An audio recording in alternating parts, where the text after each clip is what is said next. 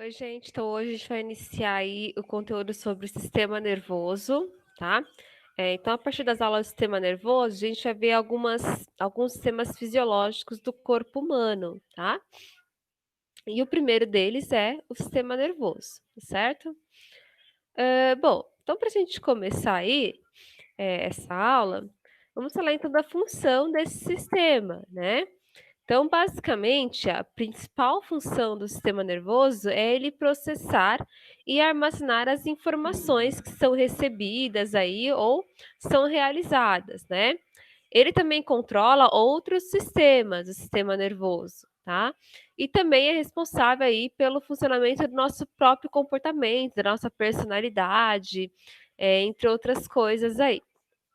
Bem, como a gente já viu em tecido nervoso, né? O sistema nervoso, ele é composto aí de algumas células. Entre essas células está as células da glia, que também são chamadas de gliócitos. E aí eu tenho vários tipos de células da glia, né? Eu tenho os tais astrócitos, eu tenho as células de Schwann, eu tenho os oligodendrócitos, né? E por aí vai. Tá? Todas essas células aí, né, elas basicamente são responsáveis aí por nutrir, né, os neurônios e também dar sustentação a eles. Além disso, algumas delas aí também são responsáveis por produzir a bainha de mielina, tá? A bainha de mielina é é uma estrutura que fica em volta, né, do axônio aí e ajuda a propagar o impulso nervoso mais rápido, tá certo? Bem, os neurônios aí, né, a principal célula do sistema nervoso e obviamente do tecido nervoso, como a gente viu, tá? E ele é formado aí, né, basicamente pelo corpo celular, onde tem aí as organelas, né, principalmente mitocôndrias, o núcleo, tá? Do corpo celular saem ramificações aí que são os dendritos, né, que é tipo esses bracinhos aqui. Eles funcionam como uma espécie de anteninhas aí para captar os estímulos que são recebidos. E também tem uma prolongação que também sai do corpo celular, chamada de axônio, tá certo? Que termina aqui, né, também com essas espécies de bracinhos, que é onde um neurônio vai se grudar ao outro, né? Não se grudar, né? Mas onde o neurônio vai fazer as sinapses aí, tá certo? Onde vai se unir, né? O impulso nervoso, tá? Ele tem sentido aí do corpo celular até o axônio, tá? Ele é unidirecional aí. Então ele vai do dendrito, passa pelo corpo celular, passa pelo axônio. Ele é uma única direção aí, tá? E o que é esse tal de impulso nervoso? Nada mais é que um sinal elétrico que vai propiciar a comunicação entre as células nervosas, entre os neurônios, tá? Esse impulso nervoso, ele acontece de maneira mais rápida, ele é rápido, né? E ele acontece de maneira mais rápida quando tem a bainha de mielina, tá? Isso porque o impulso nervoso, ele acontece de forma saltatória, conforme a gente já vê no vídeo que eu vou mostrar em aula, na sala de aula virtual, tá? A união, como eu falei, de dois neurônios é chamada sinapse, tá? Mas cuidado, eu falo união, mas não que os neurônios eles ficam grudadinhos um no outro para fazer essas comunicações, não. Eles ficam, de certa maneira, afastadinhos um do outro aí, tá? Para conseguir se comunicar. Eles não ficam juntinhos, tá? Eles só se aproximam. Bem, o impulso nervoso, então, como é que acontece basicamente, tá certo? Basicamente. Então, aqui eu tenho as sinapses, né? Que é a maneira como o neurônio se comunica um com o outro para passar o estímulo aí, né? Para dar uma resposta aí. Se une aqui pelo axônio, né? Pelo terminal do axônio e pelos dendritos aqui, né? E a propagação do impulso nervoso, como eu falei, é unidirecional, dos dendritos até o axônio, né? Na membrana plasmática aí dos neurônios, eu tenho cargas elétricas aí. E quando passa impulso nervoso, há uma inversão dessas cargas elétricas na membrana, tá? Então, fica positivo aqui dentro, né? Aqui fora é positivo, aqui dentro é negativo. Quando acontece a propagação do impulso nervoso, isso se inverte. Aqui dentro fica um pouco mais positivo, aqui dentro da célula do neurônio fica um pouco mais positivo, e aqui fora da célula do neurônio fica mais negativo. Aí com isso eu consigo produzir carga elétrica para gerar aí o impulso nervoso e, obviamente, para gerar a comunicação entre os neurônios aí, para passar a informação do que tem que ser feito, tá? Bem, sobre a estrutura então desse sistema, tá certo? O sistema nervoso, ele é dividido em 2 tipos. Eu tenho o sistema nervoso central e o sistema nervoso periférico, tá? O sistema nervoso central, ele é composto aí pelo cérebro e pela medula espinhal, enquanto o sistema nervoso periférico, ele é composto aí pelos gânglios e pelos nervos, tá certo? Bem, falando então um pouco aí sobre o sistema nervoso central aí, tá? Eu tenho então o encéfalo, tá? O encéfalo é um conjunto de órgãos que está dentro do crânio, tá? Entre esses órgãos estão sim o cérebro, mas existem outros órgãos, como o tronco encefálico e o cerebelo. Depois aí, né, eu vou ter a medula espinhal, que é protegida aí pela nossa coluna vertebral, certo? Falando então dos órgãos do encéfalo, tá? Começando aí pelo cérebro. A gente está em sistema nervoso central ainda, começando aí pelo cérebro. Então, o cérebro, a função dele é receber informações pelos órgãos sensoriais aí, o tato, a visão, o paladar, enfim, e processar essas informações, gerando uma resposta para essas informações que chegaram aí para o cérebro. Se essa informação, né, for útil aí, essa informação ela pode ser armazenada na forma de memória, tá? É numa região do cérebro conhecida como hipocampo. O cérebro ele é dividido em 2 hemisférios, o hemisfério esquerdo e o hemisfério direito, tá? A metade esquerda do cérebro comanda o lado direito, enquanto a metade direita do cérebro controla a esquerda. Bom, o cerebelo é outro órgão aí do encéfalo, né, que fica bem aqui embaixo, perto da nuca, tá? E ele está envolvido aí no processo de equilíbrio do nosso corpo, tá? Já o tronco encefálico, ele é uma região super importante, porque ele controla as nossas funções vitais. No tronco encefálico, tem uma estrutura chamada de bulbo, tá?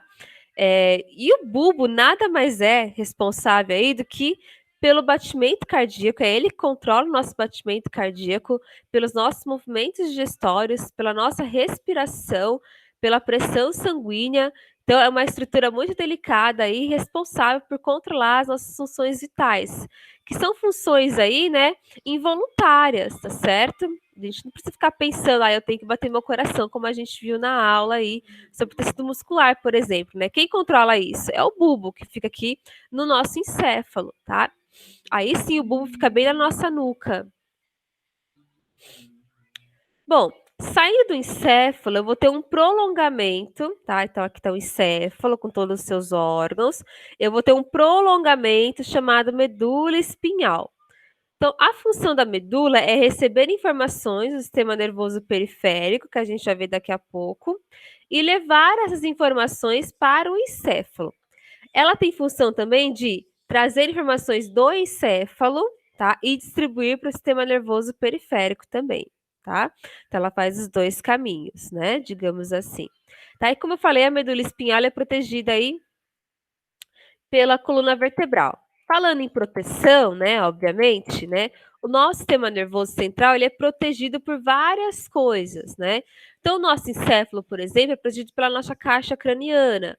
A coluna vertebral é protegida pela a medula espinhal, né? Desculpa, é protegida pela coluna vertebral, né? E todo o sistema nervoso central, certo? Encéfalo mais medula espinhal é revestida aí por 3 membranas conhecidas como meninges, tá? Então, as meninges são essas aqui, né? Função de proteção do sistema nervoso central. Eu tenho três meninges aí. Eu tenho a chamada dura mater, que é uma meninge, uma membrana mais externa, e eu tenho a mais interna, chamada pia mater. E eu tenho uma no meio, que eu chamo de aracnoide, tá? Além dessas membranas, chamadas meninges, né? Entre, né, os espaços dessas membranas, eu vou ter ainda um líquido de proteção também, chamada líquido cefalorraquidiano ou simplesmente líquor, né? Então, vocês estão vendo que a gente tem várias proteções aí, né? Eu tenho crânio, mais nas 3 membranas, mais um líquido, tudo isso é proteger o nosso sistema nervoso central. Ele é muito importante. Pode ser que, né, em algumas situações, essas meninges aqui sejam atacadas por micro-organismos, como bactérias. Aí eu vou ter uma infecção conhecida como meningite. Acho que vocês já ouviram falar, né? E a meningite é uma doença grave justamente, né, porque ela ataca uma estrutura de proteção do sistema nervoso central, né? Por isso que é uma doença grave, tá? E pode até realmente matar. O sistema nervoso central ainda tem uma estrutura chamada de massa cinzenta. O que é essa massa cinzenta? São vários corpos celulares dos neurônios reunidos e também tem a chamada massa branca, que na verdade são vários axônios dos neurônios aí reunidos. No cérebro, tá? A massa cinzenta, como vocês estão vendo aqui na imagem, ela está por fora, enquanto a massa branca está por dentro, tá? Já na medula espinhal, isso se inverte. A massa cinzenta fica mais interno, né? Ou seja, os corpos celulares estão mais internos, enquanto a massa branca fica na parte externa, ou seja, os axônios estão mais na parte externa aí da medula espinhal, tá? Bem, saindo então do sistema nervoso central, tem o sistema nervoso periférico, que é composto aí pelos gânglios e pelos nervos. O que seria isso, né? O nervo seria vários feixes, né, vários filetinhos, digamos assim, de axônios dos neurônios, né? E esses filetinhos pode ou não ter bainha de mielina, tá? Já um gânglio, né, conforme está aqui no círculo, é um aglomeradão de corpos celulares, tá? Em forma de nervos, digamos assim, né? Eu chamo de gânglio aí, tá? Além disso, o sistema nervoso periférico, ele é dividido em dois aí, tá? Eu tenho o sistema nervoso periférico somático, que está relacionado às ações voluntárias aí, por exemplo, do músculo estriado esquelético, né? Então, sei lá, eu quero levantar o meu braço. Levantei, certo? Aí, quem controlou isso, né? O sistema nervoso periférico somático, responsável pelas ações voluntárias. Já o sistema nervoso autônomo, tá? Ele é responsável aí, sistema nervoso periférico autônomo, né? Ele é responsável pelas ações involuntárias. Então, ele vai controlar lá o músculo estriado cardíaco, por exemplo, e o músculo liso também não estriado, tá? Bem, além disso, tá? O sistema nervoso aí autônomo, tá certo? Ele é dividido em dois tipos também. Eu tenho o sistema nervoso autônomo simpático e eu tenho o sistema nervoso parasimpático, tá? Esses dois sistemas aí, eles são antagônicos um ao outro. Enquanto o simpático envolve a ação, o parasimpático está mais envolvido com a inibição.